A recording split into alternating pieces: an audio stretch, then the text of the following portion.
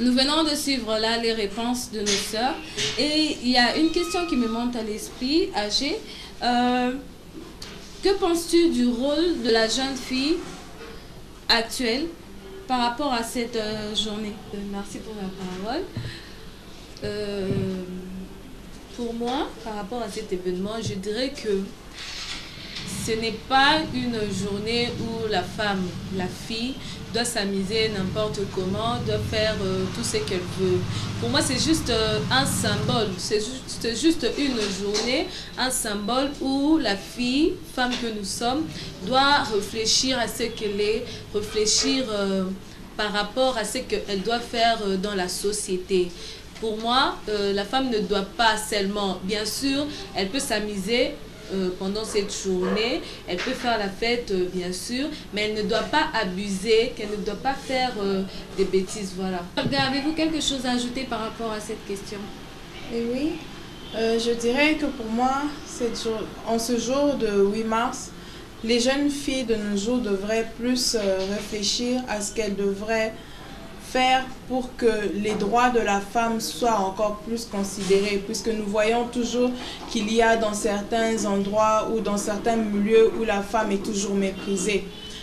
Les femmes actuelles ou les jeunes filles actuelles prennent cette journée du 8 mars en tant qu'une journée de fête où elles doivent s'amuser et tout, sans pour autant réfléchir de ce qu'il y a à gagner de cette journée.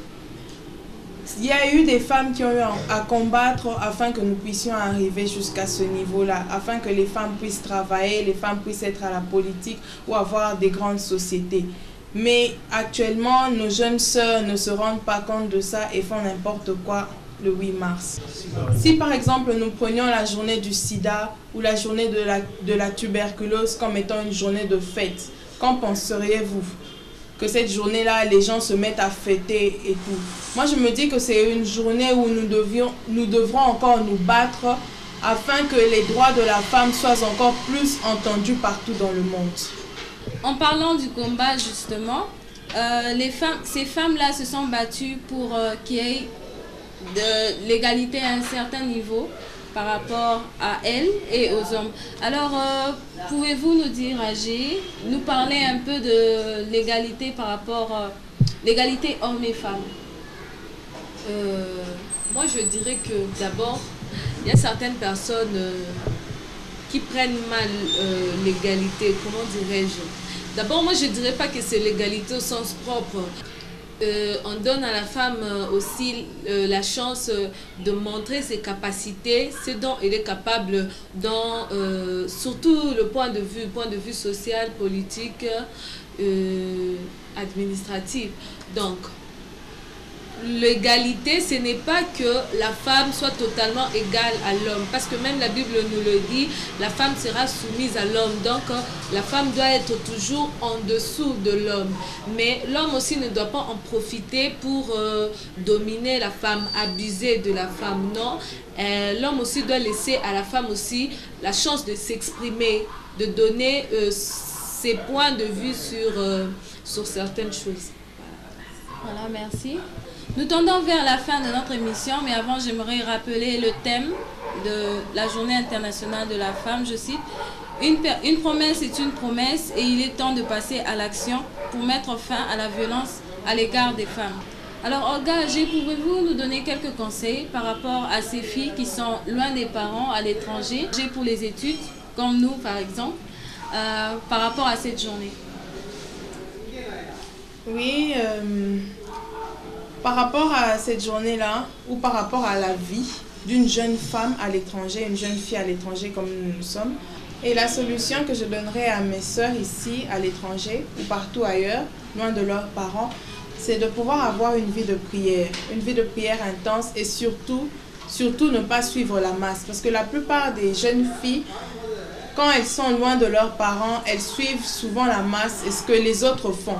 Peut-être qu'au pays, elles n'avaient pas l'habitude de sortir, aller en boîte ou faire certaines choses, elles priaient, mais arrivées loin des parents, c'est la porte à la liberté et elles suivent ce que les autres font. je me dirais que si tu as une vie de prière, de continuer partout où tu seras à l'étranger, de continuer avec cette vie. Tu ne connais pas Christ, tu n'as pas encore reçu Christ, de pouvoir trouver une église afin de pouvoir servir le Christ. Et par là, et en tant que femme, nous serons vraiment loin de toutes les tentations, car dans la présence de Dieu, nous sommes protégés. Et vous, Gilles, que pensez-vous? Quel conseil pouvez-vous donner par rapport à cette journée? Ce que je peux dire, c'est que nous, en tant que femmes, partout où nous allons, nous portons l'image de notre famille. Nous montrons l'éducation que notre famille nous a donnée. Ce que je peux dire, c'est que nous ne devons pas perdre nos origines parce que nous sommes à l'étranger. Nous devons garder nos origines. Ce n'est pas parce que nous sommes à l'étranger que nous sommes libres de faire ce que nous voulons. Non, ce n'est pas parce que nous sommes à l'étranger que nous devons faire ce que nous ne faisions pas avant, quand on était encore au pays près de parents, quand on était en train de nous sauver. Non, ce n'est pas un libertinage, c'est juste une liberté que les parents nous ont donnée et nous devons aussi faire preuve, comment dirais-je, de maturité. Nous devons aussi montrer aux parents qui peuvent avoir confiance en nous que s'ils nous donnent une responsabilité, que nous sommes capables d'en prendre aux conséquences et de faire ce qu'ils nous demandent de faire. Alors, merci. Nous sommes déjà à la fin de notre émission. Comme les sœurs l'ont dit, il est vraiment important de demeurer dans la présence de Dieu pour éviter toutes sortes de tentations. Et aussi, on nous envoie ici, les parents ne nous ont pas envoyés pour que nous puissions rechercher une certaine liberté, mais pour que nous puissions nous instruire.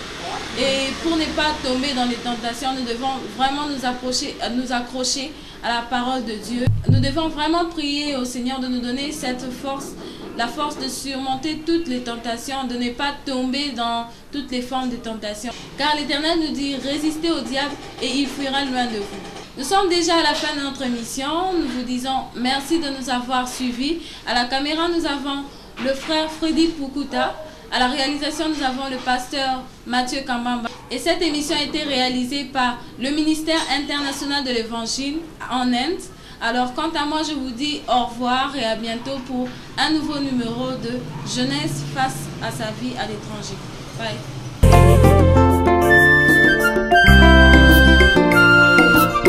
Aie pitié de moi, Éternel, aie pitié de moi.